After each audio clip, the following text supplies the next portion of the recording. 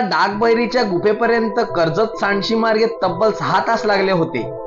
त्याच्यात आपल्याला लागलेला जंगलाचा चकवा, चित्तथरारक काताल चढाई, थकवणारी पायवाट याचा आपल्याला सामना करावा लागला होता। शेवटच्या टप्प्यात येणारी ती लाकडाची मनाला दडकी मारणारी चढाई, अशा प्रकारे तब्बल 6 तासाच्या अथांग प्रयत्नानंतर आपला डागबैरीच्या गुफेमध्ये प्रवेश झाला होता। तर फायनली मित्रांनो, सुंदररीत्या आपल्या बैरी देवीच्या मंदिरामध्ये प्रवेश झालेला आहे। हा बैरी देवीचं मंदिर आहे, सॉरी भैरवनाथाचं मंदिर आहे आणि ही पूर्ण कातालात खोदलेली गुफा आहे। तर आपला रात्रीचा पूर्ण इकडे नाईट स्टे असणार आहे। नाईट स्टे मध्ये अजून दुसरे मित्रमंडळी पण आले आहेत बघा। हा बघा, हा आमचे मित्र आहेत। खरोखरच सुंदर असा ऍडव्हेंचर होता। बघू नाईट स्टे मध्ये काय काय होणार आहे। आता खरी परीक्षा होती ती गुफेमध्ये नाईट स्टे करण्याची। आपल्याला डागबैरीच्या गुफेपर्यंत येण्यासाठी खूप जास्त टाइम झाला होता। जवळजवळ अंधार पडला होता। आपला नाईट स्टेचा काहीच प्लॅन नव्हता। आपल्याकडे नाईट स्टे साठी काहीच सामान सुद्धा नव्हते। अशा वीरान काताल गुफेमध्ये आपल्याला रात्र घालवायची होती। हेच मोठे आव्हान होते आपल्या पुढे। रात्र तर गुफेमध्ये काढायची होती, पण एक समस्या होती, गुफेमध्ये माकडे सुद्धा होती। अजून काय काय असतील याचा काहीच नेम नव्हता। आपण तब्बल 6 तास प्रवास करून गुफेपर्यंत आल्याने शरीर जास्त प्रमाणात थकले होते। आता आम्हाला भूक सुद्धा जोरात लागली होती।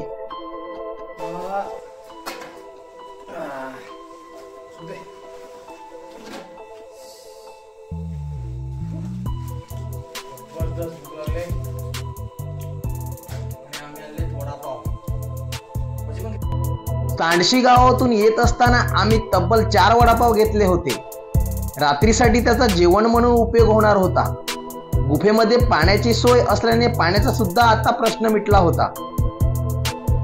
वडापाव खाऊन झाल्यानंतर सर्वात मोठे आव्हान होते ते गुफेमध्ये रात्र घालवण्याचे, कारण आम्ही नाईट स्टेचा प्लॅन नसल्याने आमच्याकडे झोपण्याचे काहीच सामान नव्हते। गुफेमध्ये माकडे जास्त प्रमाणात असल्याने त्यांचे सुद्धा मोठे आव्हान होते। अशा प्रकारे गुफेमध्ये लावलेला आहे विस्तव आम्ही।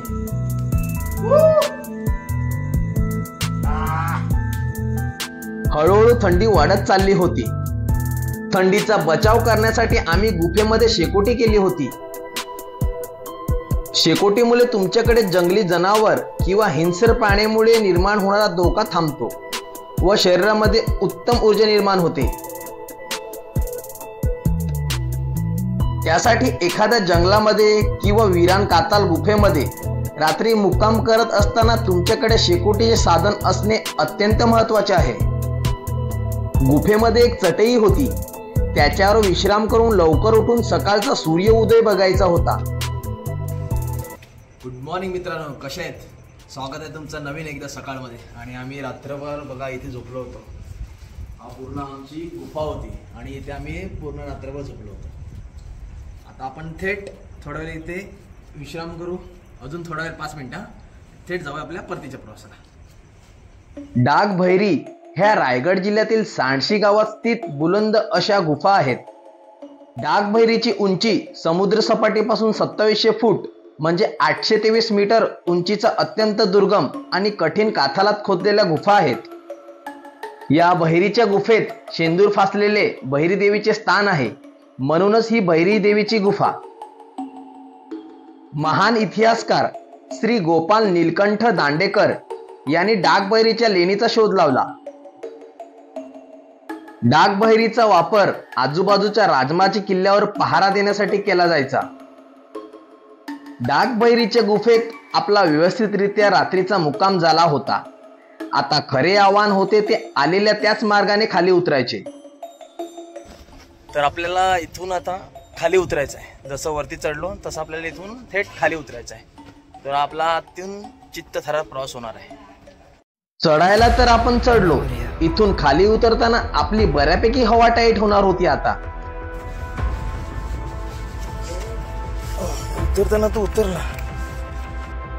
खाली होती 900 फूट खोल दरी आणि मार्ग होता अतिशय मनाला दडकी मारणारा. या खुंटीवाल्या लाकडी मार्गाने खाली उतरताना ऐन थंडीच्या वेळी चांगलाच घाम फुटला होता.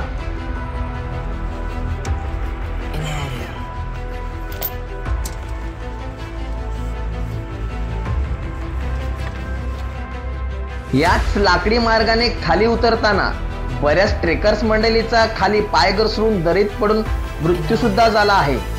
त्यासाठी आपल्याला प्रत्येक पाऊल आणि पाऊल व्यवस्थितरित्या खाली टाकणे अत्यंत गरजेचे होते.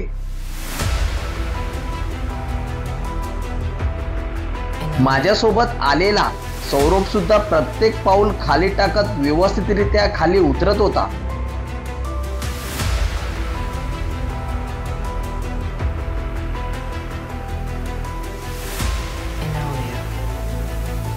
या लाकडी मार्गाने खाली उतरताना माझी अवस्था बघण्यासारखी होती. भीती जास्त प्रमाणात वाटत होती. मनात फक्त एकच विचार येत होता, काहीही झाला तरी आपल्याला इथून व्यवस्थितरित्या खाली उतरायचे होते.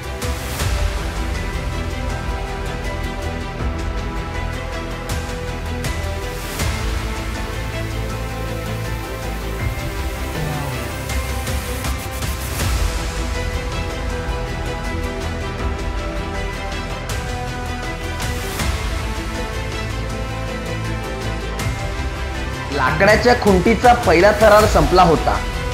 उतरताना अजून बरेच चित्त थरारक बाकी होते. एकदम आरामात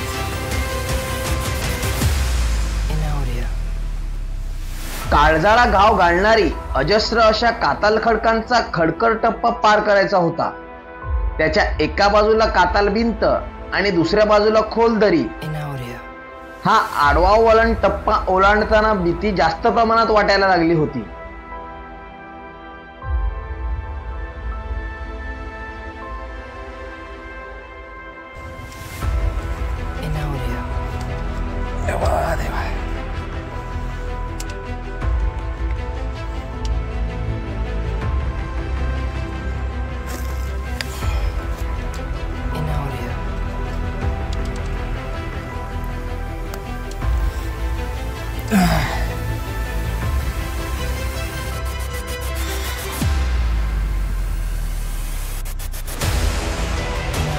हा आडवा अवघड टप्पा आपला पार झाला होता.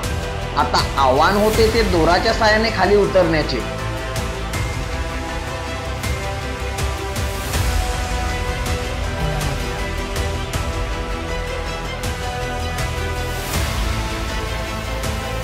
दोराच्या साहाय्याने खाली बघितल्यावर भीती जास्त प्रमाणात वाटायला लागली होती. त्याच्यासाठी आपला प्रत्येक पाऊल व्यवस्थित ठिकाणी ठेवणे गरजेचे होते. काहीही झाला तरी पण ही दोर आपल्याला सोडायची नव्हती. मार्ग तर अतिशय कठीण होता, पण पर्याय काहीच नव्हता. हळूहळू का होईना आपल्याला उतरणे भागच होते.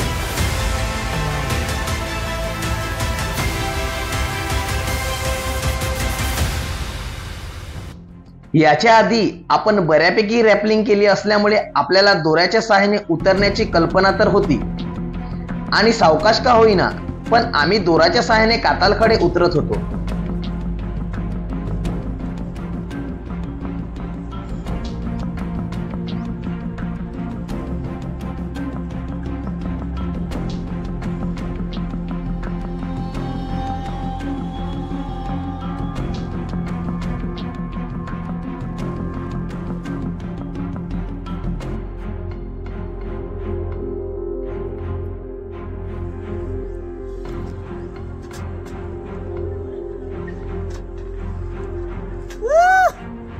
फायनली सुंदररीत्या आपण एक अवघड टप्पा होता तो कव्हर केलेला आहे. अजून आता थोड्याशा काही कातालात होतेल्या पायऱ्या आहेत, त्या पण आपण कव्हर करू आणि जाऊ आपल्या पुढच्या प्रवासाला. आपला लाकडी मार्ग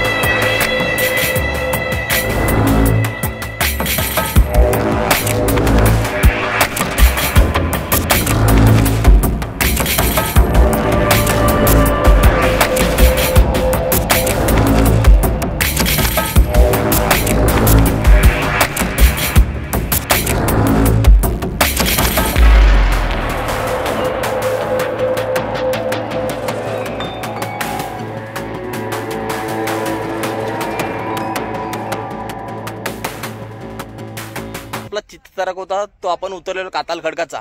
तर आता इथून पूर्ण आपल्याला घसरगुंडी पायवाट आहे आणि बुलबुली असणारा जंगल. तर आम्ही इथून मॅप लावणार आहेत, कारण की आम्ही येताना पूर्ण जंगल भटकलो होतो.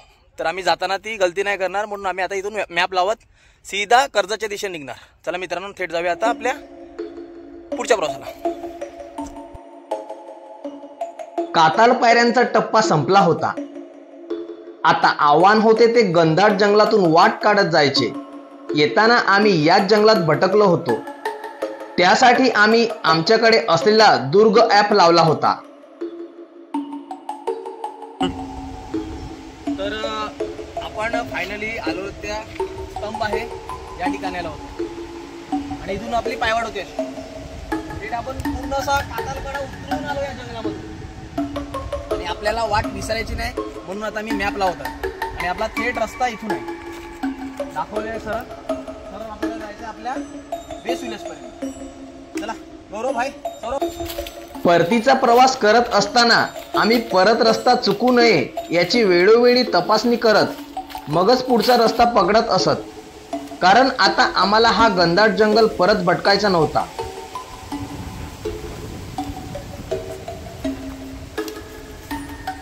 सुळके बनवलेले आहेत, आम्ही पण इथे असं बनवू आणि जेणेकरून जे नवीन व्यक्ती येणार ते रस्ता भटकणार नाही. तर आपल्याला अशाच दगडांना आता फॉलो करत पुढे जायचं आहे.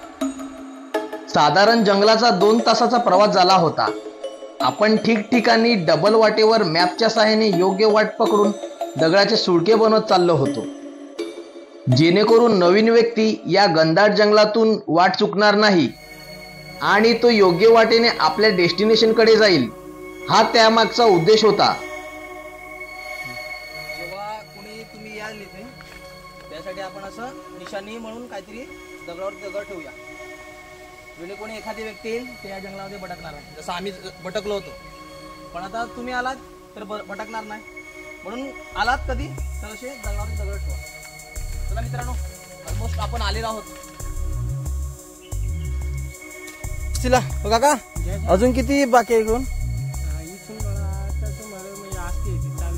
हां, तरी तुम्हाला एक अर्धा लागेल. अर्धा तास. ओके ओके, चला चल. अर्धा तास अजून अर्धा तास. हां, दोघंच. ओके. तर असं तुम्ही पण कधी आला इथे दगड नसतात तर वाट दर्शवण्याचा एक उत्तम असा पर्याय म्हणून दगडाचा पिनॅकल बनवा तुम्ही. शेवटी अथांग प्रयत्नानंतर 3 तासाचा जंगलाचा प्रवास आपला संपतो आणि आपण येऊन एकदा पोचतो सांडशी या पायथ्याच्या गावी. तर फायनल मित्रांनो, आपला डागबैरीचा यशस्वीरित्या प्रवास पूर्ण झालेला आहे. या जंगलामध्ये जात असताना आपण बऱ्यापैकी भटकलो. जातानाच आपली हालत खराब झाली. तुम्हाला तर माहीत असेलच, ऑलरेडी आम्ही 4 तास जाताना भटकलो होतो बैरीच्या लेणीपर्यंत जाण्यासाठी. तर तुम्ही इथे आलात तर तुम्ही अवश्य इथून गाईड घ्या, एखादा वाट्याडे घ्या.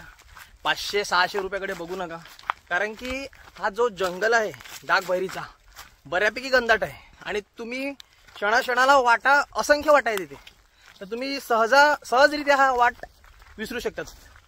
त्यासाठी मी तुम्हाला आवर्जून विनंती करेन, जेव्हा तुम्ही सांडशी या गावामधून प्रवास कराल तर तुम्ही अवश्य वाट्याडे घ्या आणि आपला प्रवास सोयीस्कररित्या पूर्ण करा. तर मित्रांनो, हा व्हिडिओ मी इथेच थांबवतो. भेटूया आपल्या नवीन भरलेल्या भटकंती दरम्यान. तोपर्यंत जय हिंद, जय महाराष्ट्र.